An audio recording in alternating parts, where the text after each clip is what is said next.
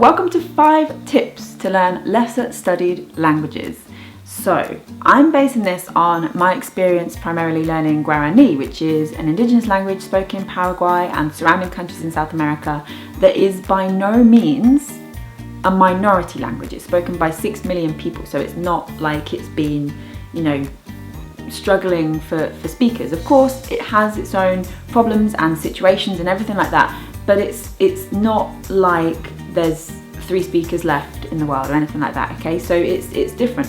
But what I'm including that in is the fact that it's lesser studied, okay? So lesser studied, I feel like, is quite a broad term and basically means there's no teach yourself necessarily. That's the kind of thing that I'm thinking about here. So if you want to study a lesser studied language, here are 5 tips to get you started. Number 1, I know that I just said there's no teach yourself for that language, but start by looking in familiar places because you might be surprised at what is out there. For example, for Guarani, there is a Duolingo course. Yes, there's a Duolingo course, like the most famous language app in the world for this language that most people have never heard of, right? The Duolingo course is taught in Spanish though, okay? So this leads into a second tip we'll get to in a minute. So do look in those familiar places to begin with because you might just be surprised at what you find. Tip number 2 is to look in different languages, especially if, like I'm saying with Guarani, it's spoken in a country that speaks Spanish.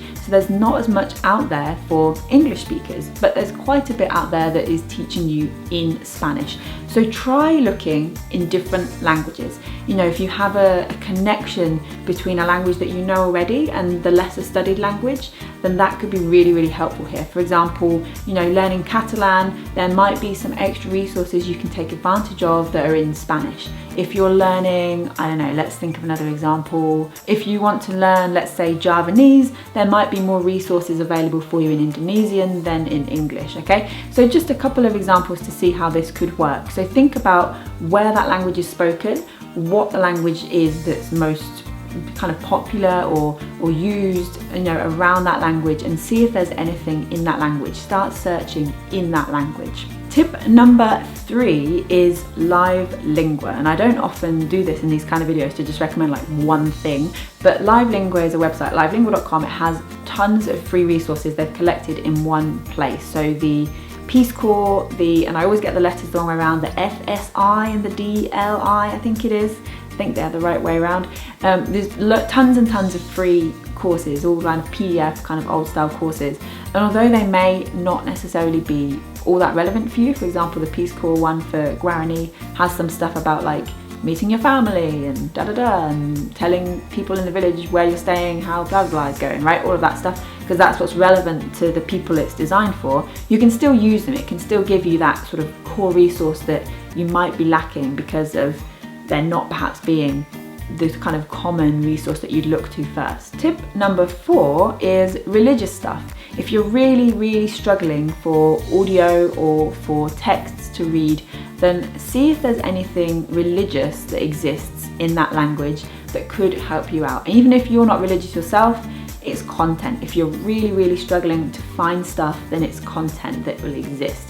So for example, for Guarani, when I've typed in Guarani for podcast searches, there's nothing out there to teach Guarani on podcast, or nothing that I've found. If you know anything, let me know, that will is a podcast in Guarani, but there's religious podcasts, there's stories from the Bible told in Guarani. So I've used them a couple of times just to give me short story practice that I can use to hear the language spoken and to try sort of shadowing it and speaking it out myself. So it's not so much about what the content is. If you're really struggling to find content, it's just about having content, right?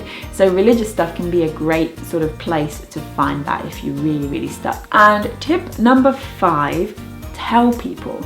The minute that you tell people you're learning a lesser studied language, you might be surprised at how many people know someone who can help you, or know something about it themselves, or have a resource that they can recommend.